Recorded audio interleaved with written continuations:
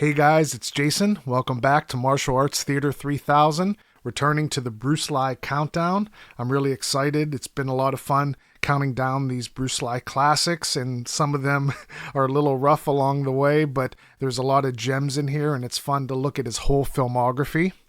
And I wanted to take a moment to thank you guys. I just hit 7,000 subscribers on the channel. I'm blown away by that. And thanks, guys, for all the support and watching my videos. And it's been such a blast getting to this point, and we're just going to keep on going and hope you guys will come along for the ride.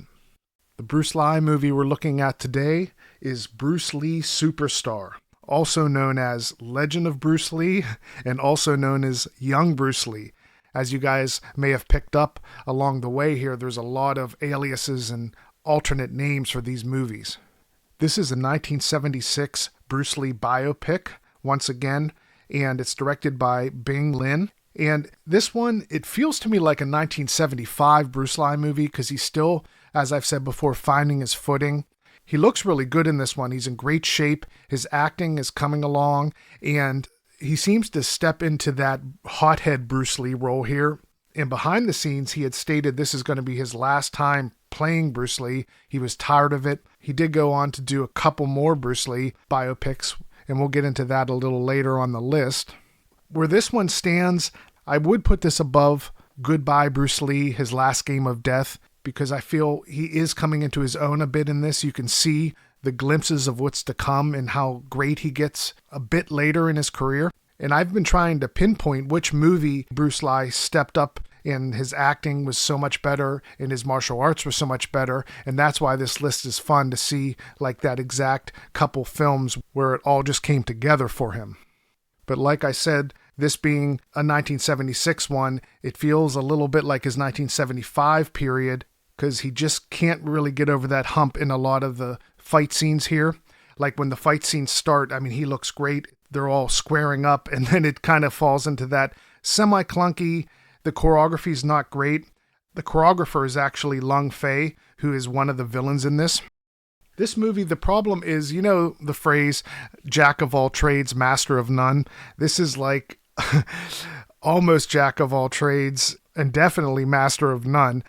They try to tackle all of Bruce Lee's story, like every aspect, and it makes it very watered down. It feels a bit generic. It has some fun moments, and I do enjoy it. Just, it's kind of like a chill movie you can watch, and as long as you understand the fight scenes don't really, have a lot of juice to them, I do think there's some moments that'll make you laugh. And if they had just maybe stuck to one aspect, let's say if they focused on Bruce trying to really flush out his Jeet Kune Do, or maybe even the love story with Linda, it would have been that much better for it. But this tries to, like I said, touch on all of it, so it all feels a little bit rushed, especially the story with him meeting Linda. It's like, like a 30-second part of this movie. And the childhood stuff is interesting.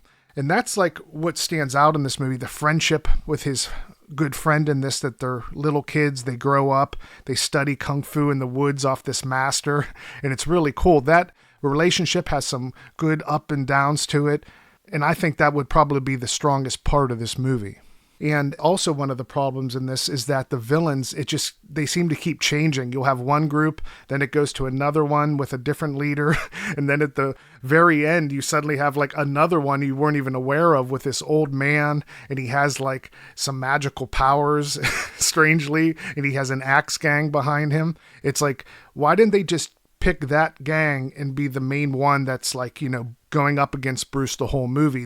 That would have made it like go into a crescendo. The ending would have been great. But as it stands, you don't even know who these guys are. So there's some funny moments for sure to be had in this movie. But on the whole, it has a bit of a generic feel to it. For the plot and acting on this one, I'm going to have to give it a 5 out of 10. The plot, it tries to cover all of Bruce's life. I mean, it has everything from his childhood and him doing Kung Fu back then. Of course, at the end, it has his death. And I think the footage you see is from his real funeral and the crowds. To go through that whole scope, you really have to have it paced out well. And this feels rushed at times. Bruce is kind of in one mode. he's in that, like I said, hothead Bruce Lee mode where he's just like a hair trigger ready to blow up. And outside of the nice interactions with him and his childhood friend, and then there's some good moments with him and his girlfriend in China that are decent, but not enough to even get this up to a 6 out of 10 for me. I'd say it's kind of definitely in the middle there. For the action and fighting, I'd give it a 5.5 out of 10. Now, the strange thing is it has some good setups in here. The cinematography looks great. The action, how they frame it looks good, where all the fighters are squaring up and you're excited to see it like jump off. But once the fighting starts, it falls back into those Bruceploitation movies and the Bruce biopics with Bruce Lee, where he's kind of plodding and he does a move and kind of resets versus like a chain of moves. And it really doesn't display Bruce Lee's potential even in this, and it has trouble getting all these scenes off the ground. I'm hoping this one will be in Game of Clones Volume 2 because I love getting these all preserved. But if you do want to watch a nice print of this on the Wu-Tang Collection channel on YouTube, there's a really nice clean copy, and I think it looks great. I'm not sure where it came from, but it just looks really good. And I do think it's worth checking out this one, but don't get your hopes up for some really exciting Bruce Lee biopic. This one really doesn't deliver on that front. All right, guys, so that was my take on Bruce Lee Superstar.